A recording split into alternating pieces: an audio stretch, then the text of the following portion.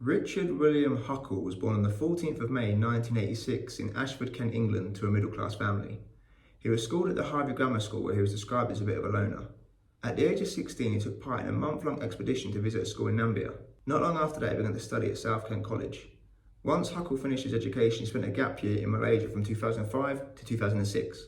He would regularly return there to help the local communities and churches until he eventually moved there permanently in 2010. He would then enrol himself onto a short CELTA course with the British Council. Not long after, he started a freelance and photography career within the local communities surrounding the Kuala Lumpur. In hopes he could further his career, he studied photography at the Kuala Lumpur Metropolitan College. However, he did not complete these studies. Around 2011 and 2012, he did a part-time photography shoot with the Nike Malaysian Football Club. As of now, there's been no reports that Huckle abusing any of the children within the club. However, in 2006, it is reported that Huckle had tried to kidnap two sisters from Cambodia aged between 4 and 6. Huckle's true crimes only come to light when he was arrested by Britain's National Crime Agency at London Gatwick Airport, where he was questioned about various offences relating to sexual contact with minors. The warrant for his arrest was from an earlier tip-off from Australian Queensland Police Service.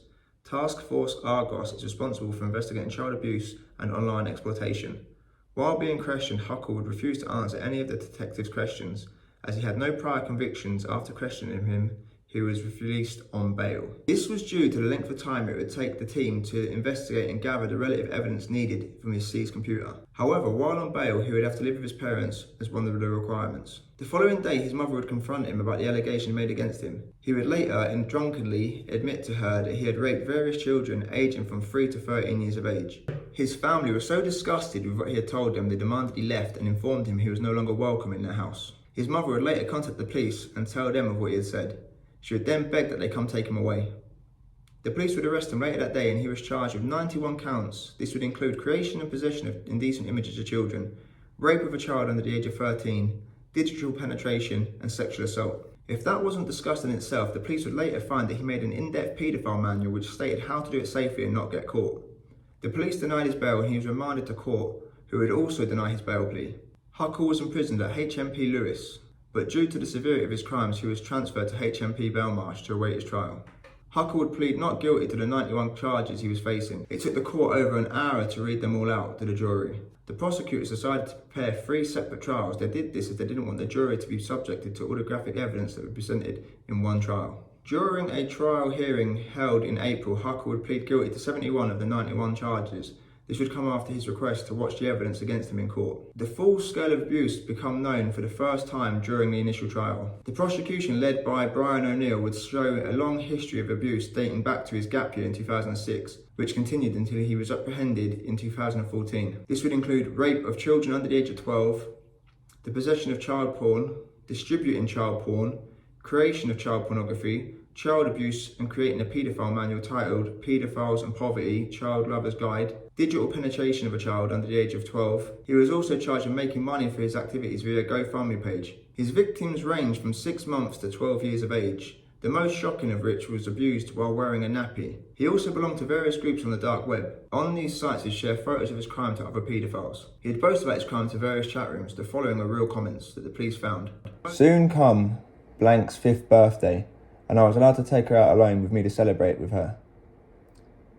This was the first time properly alone with Blank, so before her day out she came by my place. She wasn't fond of being touched, but I eventually got her undressed and had her take one for the team. Our first proper naked sexual play together with plenty of Blank as well as mine. You can probably tell from her expression that she wasn't much pleased, but that's the small price to pay when nobody else is interested in your birthday. I'd hit the jackpot. A 3-year-old girl was loyal to me as my dog. Nobody seemed to care. It would probably take something very serious to get me to stop or slow down, but I'm not suffering consequences, so what is there for me to learn from? In a series of posts dating back to 2013, he admitted sexually abusing 4 girls from the same family. Huckle also started to award himself points for abusing children. He would not issue himself points if he abused the same child in the same week, however. In the same post, he wrote that he wanted to marry one of the girls he had been raping from the age of 7 and that he wanted to have children with her. He also stated in the same comment he wasn't a big fan of incest. The prosecutors had unveiled a total of 29 victims, however they believed the number could be close to the 200 mark. With over 20,000 videos and photos found in his laptop, more are believed to be on there. However, due to him not providing keys to the encrypted files, this could not be proven. Sadly, the vast majority of the abuse he had on his laptop was not recovered. The hearing revealed that he also planned to create a foster home, where he could abuse children that passed through his home. This would make the abuse a full-time job for him. Huckle was later prosecuted under Section 72 of the Sexual Offences Act. This act allows British nationals to be tried and convicted of sexual crimes committed overseas. This is a rarely used sexual act that was put in place to try and prevent child sexual tourism. It is reported that Huckle is only one of 17 that have been prosecuted under this act, with his crimes deemed the most serious. During this court case, Huckle's lawyer would read a statement from Huckle where he would blame his sex crimes on his immaturity. The following is the exact statement his lawyer read to the court. I really understand and acknowledge the true scale of damage it caused to the Malaysian community. I had hoped to escape the mundane life of solitude in the UK, yet was overwhelmed by the attention I received in Malaysia. I completely misjudged the affections I received from them children. My low self-esteem and lack of confidence with women was no excuse for me to use these children as an outlet. I am open and eager to rehabilitate from this offending behaviour. I don't want to become a martyr to sex tourism in Malaysia. This was all my doing as a consequence of immaturity, and I'm truly remorseful. His lawyer would also ask the judge to take into account his client's young age, the claims of remorse he made, and that he had no previous convictions. It was also quoted from a psychiatric that Huckle had limited sexual experiences with women and that he suffered depression as a teen. On June 6, 2016, Judge Peter Brooks sentenced Huckle to life imprisonment with a minimum of 25 years before he was able to apply for parole. Before handing the sentence, the judge would say the following: You have pleaded guilty to as many as 71 sexual offences. It is very rare indeed that a judge has to sentence sexual offending by one person such a scale as this. In my view, you may well harbour feelings of regret, but there is no feeling of genuine remorse in this case. On October 13, 2019, Huckle was found dead in his cell at Full Sutton Prison in Yorkshire. The cause of his death was multiple stab wounds and strangulation. Paul Fitzgerald was charged with Huckle's murder in January 2020.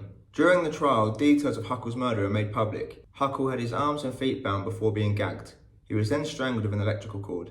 Raped, his jaw was broken, a kitchen utensil was forced into his anus, then having a pencil with a blade in it inserted into his nose that penetrated his brain. The attack was described by the prosecution as a prolonged attack designed to humiliate and degrade Huckle. Fitzgerald was found by the prison staff straddling Huckle's body in a pool of blood. Fitzgerald would later admit that he wanted to cook and eat part of Huckle's body. Fitzgerald was sentenced to life imprisonment with the judge stating that he must serve 34 years before he can apply for parole due to the sadistic and premeditated nature of the attack.